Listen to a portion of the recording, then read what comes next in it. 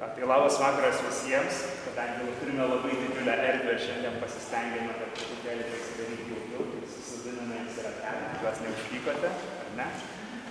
Ir šiandien man yra didžiulė garbė iš tiesų pristatyti žmogų, kuris jau yra tapęs legenda. Ir manyčiau, kad jau jeigu mes šnekame apie Kęstutį, čia sėdintiems jums reikia pristatinėti, ar ne? Manau, kad visi esate tai girdėję ir jeigu Lietuvoje kas nors pasako žodį bonsai, dažniausiai visiems ateina į galvą Kęstutis ir Stakauskas.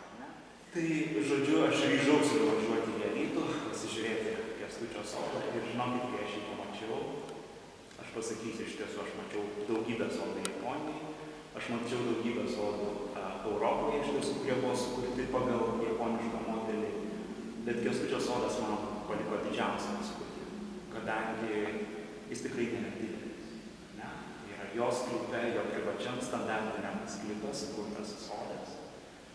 Bet jisai buvo toks išjaustas, iš tiesų, jisai buvo toks gilus, kad iš tiesų mes abu sėdėjome tą dieną, gėrėme arbatą panašiai kaip šiandien, jūs irgi vaišinat mane arbatą, ir mes žavėjomės, mes abu sėdėjome.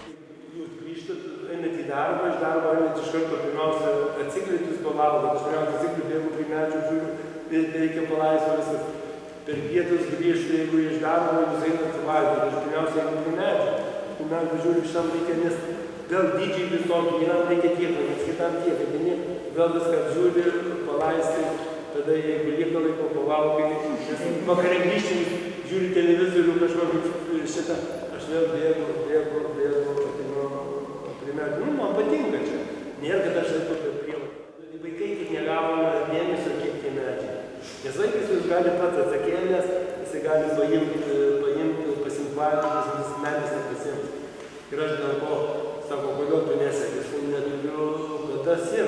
Nes jeigu aš susirksiu, kas rūpinsis medžiai, tai aš savo neleidžiu, bet minties aš nežinau. Mane apsilaikęs tarp, aš žmogus niekada nebuvęs Japonijai visiškai. Dabar jis jau yra buvęs iš tiesų pastaruosius metus, bet jisai daugumą parodos organizavo iš karto nebuvęs Japonijos, sukūrė nuostabų sodą, išaugino šitiek nuostabių bonsai. Ir man tai buvo visą laiką neįtikėtina, kaip tas įmanoma. Bet Kęstutis sako, na. Tada buvo labai uždara ta mūsų lietuvėlė ir tos informacijos buvo pakankamai sunku. Bet aš aišku, aš rinkau miške visokius suošintus medžius, nešiausi namo ir juos sodinau ir virgam tampiau, nes nežinojau kaip įsivaizdavau.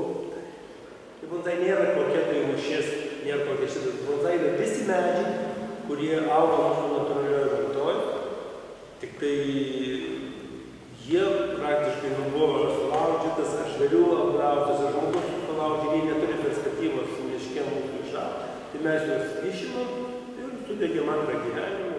Idėja irgi gimė ne tai, kad aš vardas suprantu, pirmiausia, gimė, kad aš žinau, kai mano sodas pradėjo būti ir kaip pradėjo būti susidomėjimas.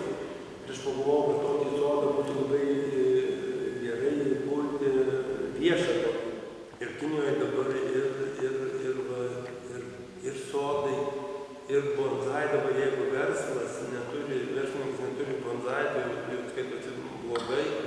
Ir kas man nustebino dabar, gamyklos, rimtos gamyklos, didelės gamyklos prie save kuria tokius sodus, kad, žinokit, sodas spartingesnis už gamyklą kokius kelis kartus.